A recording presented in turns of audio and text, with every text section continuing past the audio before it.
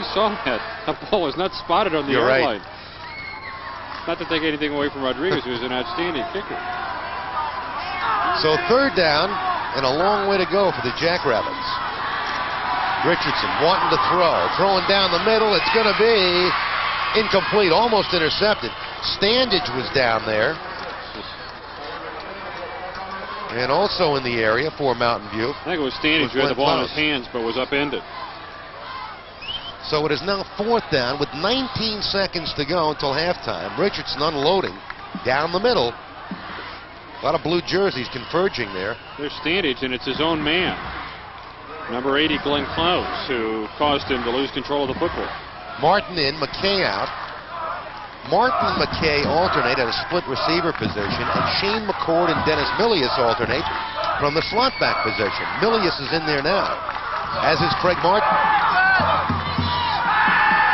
4th down, the Jackrabbits are going for it. And Richardson being rushed, spins away from trouble, but now he's hit and dropped. So it'll be 4th down. They're looking to call timeout. 10 seconds to go until halftime. The Toros do stop the clock, so they're going to get the football for at least 1 or 2 plays. Mountain View had 6 men back to cover 2 receivers, and that's why Richardson couldn't find anybody to throw to. So that time on a 4th and long, Mesa elected to go for it. Maybe figuring that right here, if they do not get it, there's still not going to be enough time on the clock for Mountain View to score. But by the time they bring Richardson down, Mountain View call timeout, they'll have 10 seconds to work with. Well, you certainly cannot fault Jim Rattay for going for it on 4th down. There was no other choice.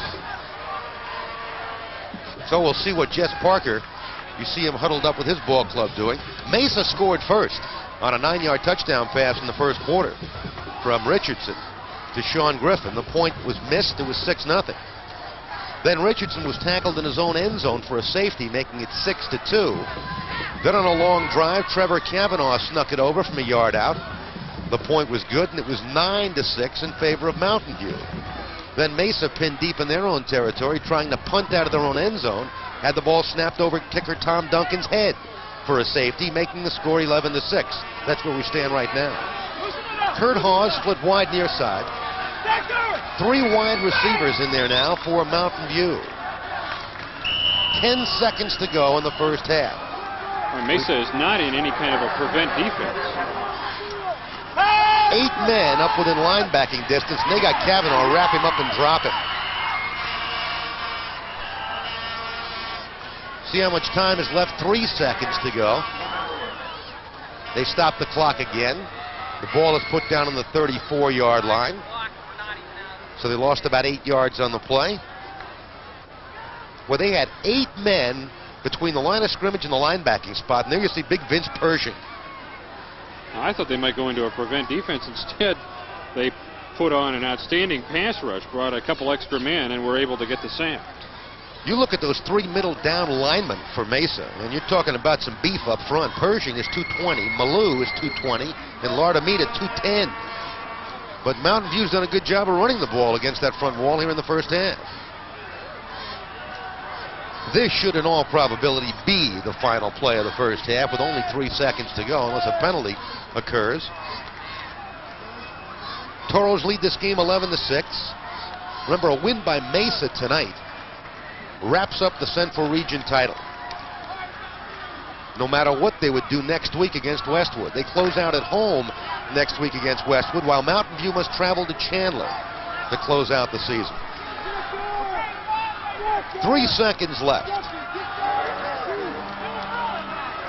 2nd down.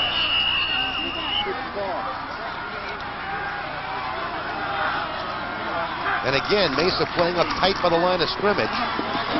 Pitch is going to throw long on the final play, and it's going to be incomplete and intercepted. Picked off by Lamont Everett. And Everett trying to pick up blocks as he heads downfield. He stutter steps and is finally out of bounds in Mountain View territory on the final play of the 1st half. So a wild ending. That was a lateral across the field on a backward pass to Max Fitch, who tried to hit his receiver going deep. It was tipped and intercepted. So the 1st half comes to an end here at Toro Stadium. Our score, Mountain View 11, Mesa 6. Halftime activity next on ASPN.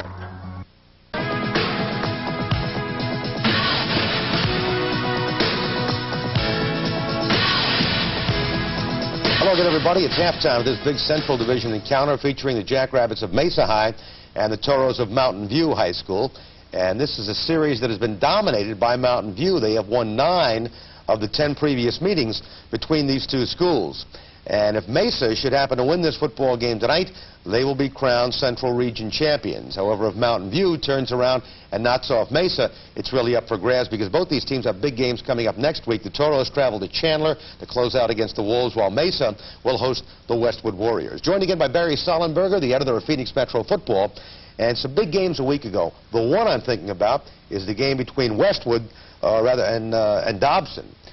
Dobson overcoming a 21-7 deficit, not the game with Westwood, the game with Chandler. Yeah. And the Wolves had a very big lead in that football game and let it get away. I know Delvin Schutz was very upset. I'm glad I'm not betting on Chandler football games this year. They're really up and down.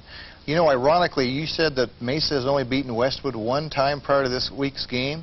I think that was a playoff game. You're right. The year that Mesa went all the way to the state finals, got beaten in the state championship game. 1979, that's right. The division over there is so balanced, I have no idea. If I had a dime for every time somebody asked me who's going to win the Central Division championship this year, I'd probably be able to afford my trip out here each Wednesday. And you did mention the fact before we went on the air today that there's a possibility that all 4 representatives of the Central Region in the playoffs could be Mesa schools. Yeah, there's a real good chance of that because McClintock being down a little this year, I think, has helped that come about. I don't think since the playoff format has been set up the way it is now, George, that the 4 representatives from that area have all been the Mesa schools. And there's only 4 schools in Mesa, and that could very well happen this year. Another game last week that was one of interest was played at Westwood High School. Marcus Deniza, which I'm sure most of you know who follow Central Region football, got off to a very quick start this year, but has really hit the skids the last 3 or 4 weeks. Westwood had to rally with 23 points in the 4th quarter to defeat Marcus Deniza in that game. You know, Marcus Deniza, like you said, won their first 4 games and have lost now 4 straight. Are playing Moon Valley this week, and that won't be an easy game for them. And if they're not careful, they may end up losing their last 6 games after starting off 4-0 and being ranked in the top 10. A team that you saw last week and one we're watching tonight here on ASPN, the Mesa Jackrabbits. You were at the game a week ago against McClintock. Tell us a little bit about that ball game. Well, it was a good game. It was a defensive ball game. I think I didn't notice the official stats when the game was over, but I think McClintock dominated the stats and moved the ball up and down the field. They just couldn't get it in. And when the game was over, Mesa had won their, 6th or 7th game in a row. Again, it's a real tribute to what their coaching staff has done there. That coaching staff and the coaching staff at South Mountain have done the best job in the Valley this year, turning their programs around. We've talked time and again this year in our program about the 2 schools down south which really have received the most recognition, and that has been Amphitheater and Sunnyside. But a school we talked about a little bit earlier in the year when they were ranked in the top 10 was CDO, Canyon del Oro. And they went against Santa Rita a week ago in a Southern Division game, and much to anybody's surprise, Santa Rita knocked them off very handily. Yeah, that's another division I can't figure out at all either. It appears that Amphitheater is going to win it. And in the first round of the playoffs, they're going to play the number 4 seed from the Skyline Division. Who the number 2, 3, and 4th teams are out of the Skyline, it'll probably be St. Mary's would be number 2 in the Skyline. But who 2, 3, and 4 is from the South, I don't have a clue. It's either going to be Sunnyside, CDO, and then it's a toss-up between schools like Santa Rita, Tucson High, and Tucson Saguaro. Well, going to Division II for just a moment, we have not talked a whole lot about Division II this year. The Gilbert Tigers won the state championship a year ago, beating Cactus in the championship game. As a matter of fact, Cactus only lost 2 games all last year, once in the regular season to Gilbert and again in the championship game. Those same 2 teams met again last week. Cactus winning against Gilbert undefeated. The Tigers had already lost a couple of ball games, but Gilbert knocked off the Cobras 23-16, and a lot of people feel as though Gilbert's getting in gear for the playoffs right now. They always play strong at the end of the season when they can stay healthy. And that's just about the same. That's a trademark of all good high school. Heck, of all high school. It's a trademark of all college teams too. You stay healthy. You usually play strong at the end of the season, just like you play strong at the end of a game. And if you go back and look at the history of Gilbert football, they've always played real tough at the end of the season when they get close to the playoffs.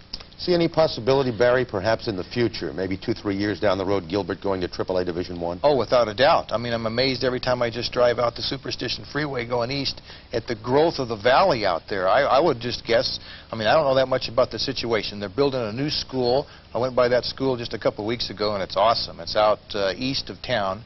But I would guess in the next 2 to 3 years that Gilbert will be in the large AAA class, without a doubt. And I think it'd be very competitive. Oh, without a doubt. In fact, you know, even in this, not only are they competitive in football, in the spring last year, for example, they played a couple of the larger schools in baseball, such as Marcos Deniza from the Tempe school system, and just absolutely routed them.